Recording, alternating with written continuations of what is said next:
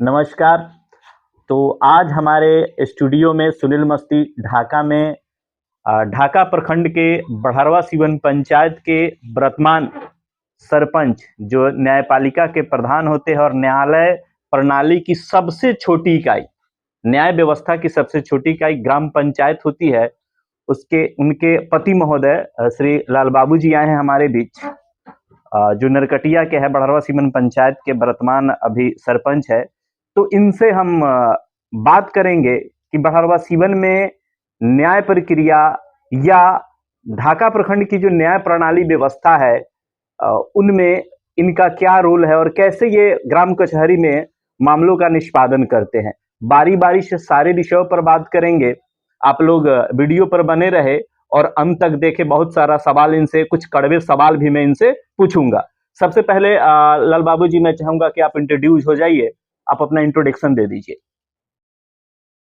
मैं बड़हरवा सिवन पंचायत का सरपंच पति लाल बाबू प्रसाद। आज मैं सुनील मस्ती चैनल पे हूँ और इन्होंने हमें आज बुलाए हैं अपने क्या बोलते हैं अपने उसमें स्टूडियो में। तो आज हमको यहाँ आने का मौका मिला है, इसके लिए सुनील जी को धन्यवाद। और सर, मैं ये कहना चाहता हूँ आपको कि ये सुनील मस्ती चैनल जो है आपका बहुत ज़्यादा डेवलप करे और मैं चाहता हूँ कि इसके विषय में आपको जो पूछना है सर आप पूछ सकते हैं। तो हम शुरू करते हैं। सबसे पहले लाल बाबू जी, आप इस बार जीते हुए हैं नहीं? पिछले बार भी चुनाव लड़े थे जी। इस बार आप कितना वोटों से जीते हैं? सर इस बार हमने लगभग आपको 1500 वोट से जीते थे। जो मेरा रनर है उनका लगभग 900 वोट है। जैसे इस बार जो हम लोग का क्या बोलते हैं काउंटिंग जो वोट देने की प्रणाली थी वो बैलेट पेपर से था। जी जी। तो बैलेट पेपर में क्या है कि गांव का आदमी को जानते हैं।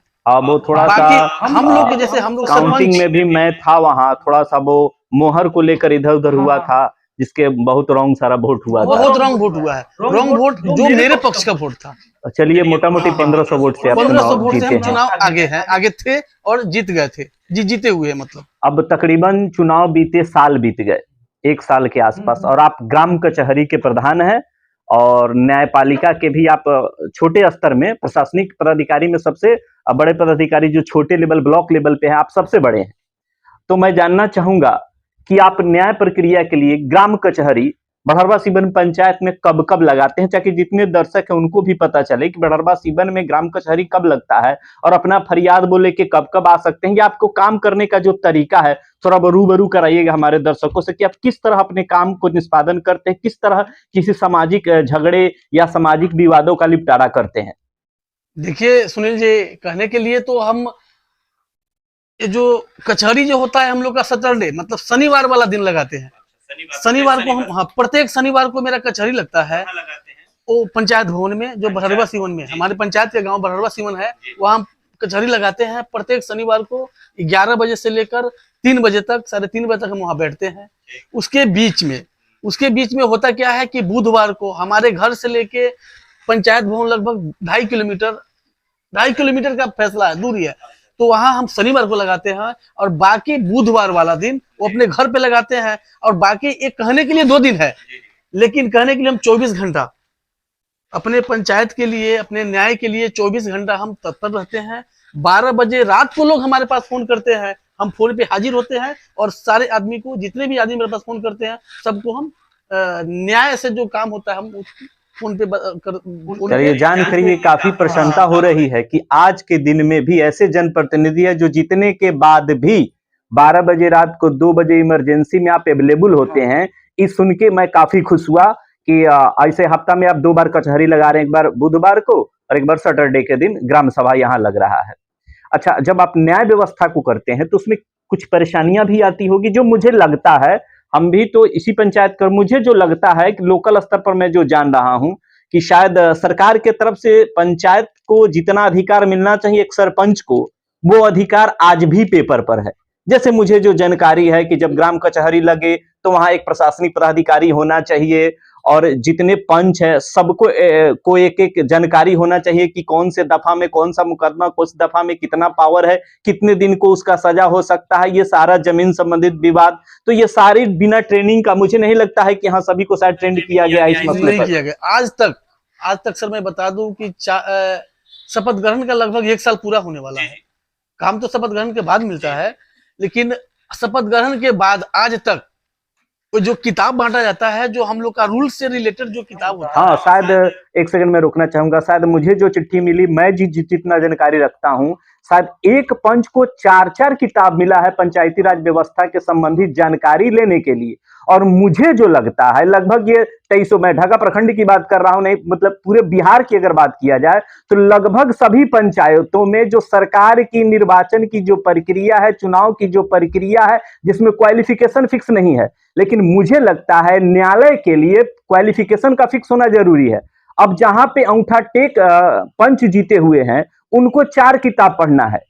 आज सुबह मैं गांव गया था तो मुझे एक पंच आकर बोलता है कि ये किताब पढ़ के थोड़ा सा बताइए, जबकि उसमें जो शब्द लिखे गए थे वो उन शब्दों का मायने भी उसको नहीं पता है कि ग्राम कचहरी है क्या। और वैसे कुछ सरकार 4-4 बुक दे रही है, पता चले कि उसको बुक पढ़वाने के लिए, उस कानून को समझने के 3-4 अलग से उसको आदमी रखना पड़े। इस तरह का समस्या है। तो हाँ, अब मैं हाँ बिल्कुल मैं बताता हूँ। हमारे पंचायत में 15 वार्ड है और 15 वार्ड में हर एक वार्ड में मेरा कैबिनेट का पंच सब है।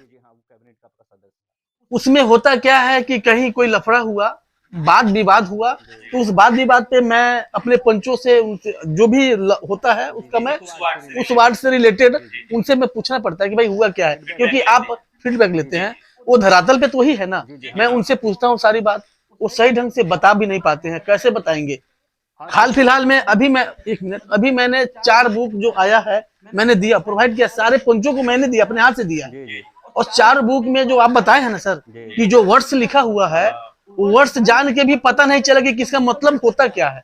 ये बताइए, ये चारों बुक मैं आपके स्क्रीन पर दिखा रहा हूं। ये चारों बुक आप स्क्रीन पर देख सकते हैं कि इतना मोटा मोटा बुक है। जरा सोचिए, जो नॉन मैट्रिक है, जो 1-2 तक नहीं पढ़े हुए हैं, उन कैसे उसको पढ़ेंगे और कैसे इसको धरातल पर उतारेंगे। और सरपंच साहब है, ये न्याय प्रक्रिया में जाते आते हैं, जरा ये भी समझते होंगे कि कितनी सारी परेशानियों का सामना करना पड़ता है। बहुत परेशानी का सामना करना पड़ता है सर। मैं बताता हूँ आपको, अभी मैंने 15 पंच को जो बुक है प्रोवाइड किया, तो उसमें जो है सिग्नेचर हम लिए हैं, सारे से सिग्नेचर हमने लिए हैं।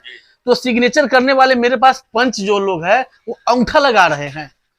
अब बताइए, अंगूठा लगा रहे हैं उस किताब को लेने के लिए। पंचायती व्यवस्था आप देख लीजिए, आप कितना लचर व्यवस्था है पंचायती राज व्यवस्था का, इसको आप समझ सकते हैं। मैं और बताना चाहता हूँ आपको, जब अंगूठा लगाया उस समय ने बोला कि जो 4-4 बुक उस पंच को दिया जा रहा है, वो पंच क्या पढ़ेगा। इस 4 बुक का पैसा बनाने में, इनको उसको निर्मित करने में जो पैसा खर्च हुआ है, सरकार का पैसा बेकार जा रहा है ना। क्या वो पढ़ेगा? उस पंच उस किताब को पढ़ नहीं पाएगा, नहीं पढ़ पाएगा, क्या फिर वो अपने वार्ड में क्या पंचायती करेगा और क्या मतलब सब कुछ करेगा? कुछ नहीं करेगा। परेशानी इस बात को हमें आता है कि सही से 15 वार्ड में हमको सही से कुछ फीडबैक नहीं मिल पाता है। हम क्या करें पंचायत। और रही बात, जहां मैं कचहरी लगाता हूं वहां पे जो भी पंच है, आज तक उस पंच को, या हमें भी, मैं सरपंच पति हूं, मेरी पत्नी जीती हुई है, जिनका नाम मैंने नहीं बताया अभी, सॉरी। पत्नी का नाम मेरा रेखा देवी है, मैं सरपंच पति हूं। और उनके मैंने अपनी इंट्रोडक्शन नहीं कराया हूँ आपको, लेकिन मैं बता देना चाहता हूं कि पंचायती राज जो मंत्री है, जो व्यवस्था किए हैं, बहुत लचर व्यवस्था है, बहुत ही लचर। क्या पंचायती करेगा पंचों? तो मैं कहता हूं कैसे करेगा सर। और एक और बात बताना चाहता हूं आपको। अब रही बात उप पंच को, सर अच्छा आदमी पंच में खड़ा क्यों नहीं होता है, नॉमिनेशन क्यों नहीं देता है? मैं बताना चाहता हूँ। एक पंच की सैलरी जो है उनको करने के लिए 500 रुपए का मंथली है। एक बात बताइए, कोई अच्छा आदमी अपने काम धाम छोड़ के 500 का मंथली के लिए कैसे खड़ा होगा? खैर राजनीतिक तो कहने के लिए सेवा भावना से लोग आते हैं, कमाने नहीं आते। यहाँ मैं टोकना चाहूंगा, कमाने नहीं आते हैं। लेकिन सरकार की जो व्यवस्था है पंचायती राज व्यवस्था में, वो इतना लचर है कि धरातल पर कुछ है, कागज में कुछ है। सारा काम कागज में हो रहा है, सारा काम कागज में है और सिर्फ वोट बैंक की राजनीति की जाती है, खाना पूर्ति किया जाता है। जैसे मैं कभी कभी देखता हूं, आपको भी ये शायद परेशानी सरपंच साहब आता होगा कि जहां आप पंचायती करते हुए, ग्राम कचहरी करते हुए दोनों पक्ष एग्रेसिव रहता होगा, उस समय आप क्या करते होइएगा? अब मैं बताना चाहता हूं आपको, एग्रेसिव में वो लोग का एग्रेसिव रहना, एक पक्ष, दोनों पक्ष एग्रेसिव होता है, तो हमको परेशानी ये झेलना पड़ता है कि अपने माध्यम से उनको समझाते हैं, लेकिन थाना से चाहे जहां से भी हो, प्रशासनिक व्यवस्था कुछ नहीं मिला। अच्छा, आप जब ग्राम कचहरी लगाते हैं तो वहां प्रशासन का कोई अधिकारी नहीं रहता, कोई अफसर नहीं रहता, कोई अफसर, कोई अधिकारी नहीं, कुछ नहीं। जो भी होता है अपने माध्यम से, अपने सूझबूझ के द्वारा ही उन लोगों को अपने मतलब उसको बस में करके समझाना कर। जरा सोच सकते हैं कि कितना मुश्किल काम होता है एक सरपंच को, कि दूसरे का लफड़ा, दूसरे का जो झंझट होता है, खुद उसका निपटारा करना, और अपने स्तर से आप जानते होइएगा कभी कभी बीडीओ साहब, थानाध्यक्ष साहब भी बंधक बन जाते हैं। तो आम पब्लिक जो ग्राम के लोग हैं, सरपंच, अगर उनको कोई प्रशासनिक सुविधा नहीं मिला है तो किस स्तर तक पंचायती करते होंगे, कैसे करते होंगे, आप लोग इसकी कल्पना कर सकते हैं। और अंत में मैं चाहूंगा कि आप अपने दर्शकों को, अपने पंचायत वासियों को क्या संदेश देना चाहते हैं? संदेश तो मैं यही देना चाहता हूँ अपने पंचायत वासियों को कि ये जो व्यवस्था है, आप लोग आगे जो चुनाव होता है तो ये व्यवस्था को, जो व्यवस्था हम लोग को सरकार दिया है कि बगैर प्रशासनिक कोई सुविधा नहीं, ना कोई हमारा जो जैसे हम कचहरी जैसे लगाते हैं तो ना कोई चौकीदार, ना कोई आदमी पीछे, कुछ नहीं, तो ये व्यवस्था आगे होना चाहिए। जब भी कचहरी लगाए तो ये व्यवस्था होना चाहिए। और रही बात, जैसे हम लोग है मंथली बेसिस, क्योंकि हम लोग का भी सब कुछ है, हम लोग का भी पीछे खर्चा है। खर्चा यही है कि जैसे हम लोग का बताया ना, कचहरी से लेके और 2.5 किलोमीटर पड़ता है, मोटरसाइकिल से आना पड़ता है, तो एक खर्चा 2500 रुपए मंथली जो सरकार आज हम लोग को दे रही है, उसमें क्या हो जाएगा आप बताइए?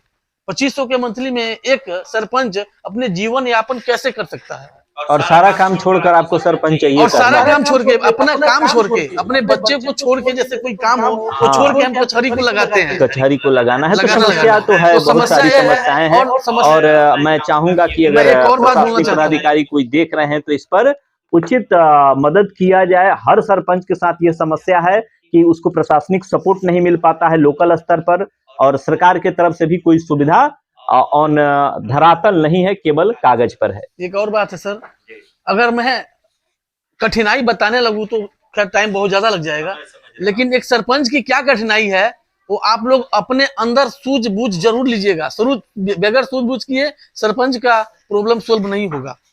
और एक और बात है, हमने जो खड़ा हुआ, हमने जो अपने पत्नी को नॉमिनेशन दिया, हमारे पंचायत के आदमी बहुत अच्छे हैं, बहुत अच्छा है जो हम लोग को वोट दे के जीता है, ठीक है, इसके लिए मैं धन्यवाद सारे पंचायत वासियों को। और एक और बात मैं कहना चाहता हूं कि जो आगे जो चुनाव हो वो थोड़ा सा सरपंच के लिए थोड़ा सा व्यवस्था अच्छा हो, उनके लिए प्रशासनिक कोई सुविधा हो, और ताकि ग्राम कचहरी का काम सुचारू रूप से चल सके। जी सर, चलिए, धन्यवाद, आप इतना महत्वपूर्ण समय हमको दिए, इसके लिए आपको थैंक्स।